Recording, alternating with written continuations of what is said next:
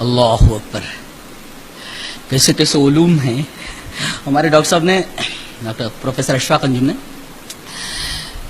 یہ حکم دیا تھا کہ ایک آیت کریمہ پر آپ نے بحث ادھوری رکھ دی تھی، اس کی تشریح کر دیں اور اس کے اندر جو اشارہ ہے اس اشارے کو ذرا لوگوں کے سامنے رکھ دیں. میں چاہتا ہوں کہ ان کے حکم کی تعمیل کرتے ہوئے آپ تک وہ اشارہ پہنچا دوں. آیت کریمہ پڑھتا ہوں. انزل من السماء ماء فسالت اودية بقدرها فاحتمل السيل زبدا رابيا ومما يوقدون عليه في النار ابتغاء حلية او متاع زبد مثله كذلك يضرب الله الحق والباطل فاما الزبد فيذهب جفاء واما ما ينفع الناس فيمكث في الارض كذلك يضرب الله الامثال. کیا اسٹائل ہے بولنے کی، کیا بولتا قرآن کی، کتنا مربوط کلام ہے. خدا کی قسم یہ انسانی کلام نہیں ہو سکتا. اس کا نظم، اس کا ربط، جو وہ لفظوں کی جو اسلوب جو ہے اور لفظوں کا میرے پاس الفاظ نہیں میں بیان کر سکوں.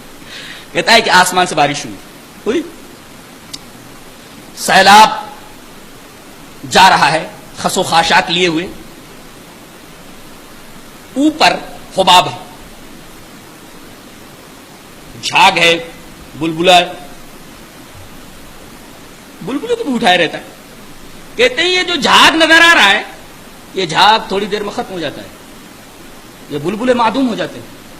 نفع بخش چیز جو رہتی ہے وہ زمین میں بیٹھ جاتی ہے، جو نافع ہوتی ہے وہ بیٹھ جاتی ہے. اور اللہ تبارک تعالیٰ اسی طرح حق اور باطل کی مثال بیان کرتا ہے کہ بظاہر ایسا لگتا ہے جیسے حق کمزور ہے، حق کمزور ہے، دبا ہوا ہے. بلبلا بدن تانے ہوئے سطح آب کے اوپر دوڑتا چلا جا رہا ہے، بظاہر باطل پھولا ہوا نظر آتا ہے، طاقتور نظر آتا ہے، لیکن حقیقت یہ نہیں ہے. باطل کا انجام مٹ جانا ہے. جاء الحق وزهق الباطل. نفع بخش چیز جو رہتی ہے وہ بیٹھ جاتی ہے، جس کو پانی کہتے ہیں. تو اللہ تبارک تعالیٰ فرماتا ہے کہ میں نے اسے حق اور باطل کی مثال میں پیش کیا ہے. ہمارے ایک دوست نے کہا کہ ایک سادھو نے کہا کہ اس آیت کریمہ میں سونا بنانے کا طریقہ ہے. دیجیے جناب، پتہ نہیں. کہا کہ میں نے اس آیت کریمہ سے سونا بنانا سیکھا ہے، سورہ رعد کی 17 نمبر کی آیت سے. میں نے ان سے وضاحت چاہی کہ اس کے اندر تو ہمیں کچھ نظر نہیں آ رہا ہے. کہا کہ اس کے اندر کوٹھالی نظر آ رہی ہے جس میں سونے کو پگھلایا جا رہا ہے، ہاں نظر آ رہی ہے. زیور نظر آ رہا ہے، ہاں نظر آ رہا ہے. سونا یہ لفظ موجود ہے ذہب کا. اسی طریقے سے گرمانا، آگ روشن کرنا، آگ بھی موجود ہے. النار ومما یوقدون علیہ فی النار، نار بھی موجود ہے. اور ایقاد مانے سلگانا، یہ بھی ہے. ہاں سب ہے. کہا کہ جانتے ہو اللہ تبارک و تعالیٰ نے حق کی مثال سونے سے دی ہے. سونے کی خصوصیات ہیں بہت ساری، چند خصوصیات بتاتا ہوں. اس کو گرم کر لو، کتنا بھی گرم کر لو پانی بن جاتا ہے، لیکن سوکھ جانے کے بعد اس کا وزن کم نہیں ہوتا. اسی طرح حق کتنا بھی دبا لیا جائے، ابھرتا ہے تو اس کا وزن کم نہیں ہوتا، ویسا ہی رہتا ہے. سونا ہے، حق سونا ہوتا ہے، کتنا بھی مار مار کر کے اسے دبا دیا جائے، ابھرتا ہے تو اسی وزن کے ساتھ ابھرتا ہے. سونے کو کتنا بھی پگھلایا جائے، پانی بنا دیا جائے، سوکھتا ہے تو ٹھنڈا ہوتا ہے تو وزن کم نہیں ہوتا. یہ سونے کی خصوصیت ہے ایک.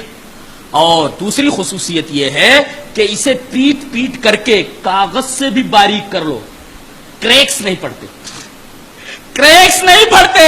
پتلا ہو جائے گا مگر پھٹے گا نہیں، یہ بھی حق کی خصوصیت ہے. کذالک یضرب اللہ الحق والباطل. اللہ تبارک و تعالیٰ اس طرح حق و باطل کی مثال پیش کرتا ہے. اور جانتے ہیں جناب محمد الرسول اللہ صلی اللہ علیہ وسلم کے قلب اطہر کو زمزم کے پانی سے جو دھویا گیا تھا، جانتے ہیں برتن کس میٹیریل کا تھا؟ سونے کا تھا. یہ علامہ جلال الدین سیوطی رحمۃ اللہ علیہ نے اپنی مشہور کتاب الآیۃ الکبریٰ فی شرح قصۃ الاسراء، قصہ اسراء کے اوپر اس سے بہترین کتاب میری نگاہ سے نہیں گزری. پوری کتاب عربی میں ہے، بڑی پیاری کتاب ہے. میں نے لفظاً کتاب پڑھی ہے. نبی کریم صلی اللہ علیہ وسلم کے قلب اطہر کو زمزم کے پانی سے سونے کے تس میں، اور وجہ بتا رہے ہیں کیوں یہی میٹیریل استعمال کیا، سونا ہی کیوں استعمال کیا گیا. جواب دیتے ہیں لِأَنَّهُ أَثْقَلُ الْجَوَاهِرِ، تمام جواہرات میں سب سے زیادہ ثقیل ہے یہ. حق کتنا وزنی ہوتا ہے اللہ. لِأَنَّهُ أَثْقَلُ الْجَوَاهِرِ. اور بدن انسانی کے اندر سب سے وزنی چیز کون سی ہوتی ہے؟ انسان کا قلب ہوتا ہے. لہذا وزنی چیز کو اسقل جواہر ہی کے اندر دھویا جائے، اور سب سے بہترین پانی ہے زمزم کا پانی. کیا شرح کی جائے، میرے پاس الفاظ نہیں. تو اس نے کہا کہ اس میں سونا بنانے کا طریقہ ہے. وہ کیسے؟ کہا کہ یہ بتائیے سونے کی صفت کیا ہے؟ قائم النار ہو جانا، آگ پر ٹک جاتا ہے نا. اس کے برخلاف مرکیوری ہے، پارا، یہ سونے کے بالکل متضاد صفت رکھتا ہے، بھاگتا ہے. آگ سے تو اتنا نفور ہے اس کو کہ وہ تھرمامیٹر لگاتے ہیں نا، منہ کی معمولی گرمی برداشت نہیں کرتا، بھاگتا ہے اوپر، اور جس سے ہم پتہ لگا لیتے ہیں کہ بخار کتنا ہے. دیکھیں پارا کتنا بھاگتا ہے، اس کو آگ سے اتنا نفور ہے. کہتے ہیں اگر اسی مرکیوری کو جسے آگ سے نفور ہے، جو سونے کی متضاد صفت رکھتا ہے، اسی کو کسی بھی طریقے سے اگر قائم النار بنا لیا جائے اور سونے کی پالش دے دی جائے، کھرا سونا ہے. الفاظ حق و باطل کی مثال کے لیے لائے ہیں، لیکن ضمناً اسے یہ بات سمجھ میں آ گئی کہ اس میں سونا بنانے کا طریقہ ہے. نہ جانے کون کون سے علوم بند ہے، اللہ بہتر جانے. بڑا عجیب و غریب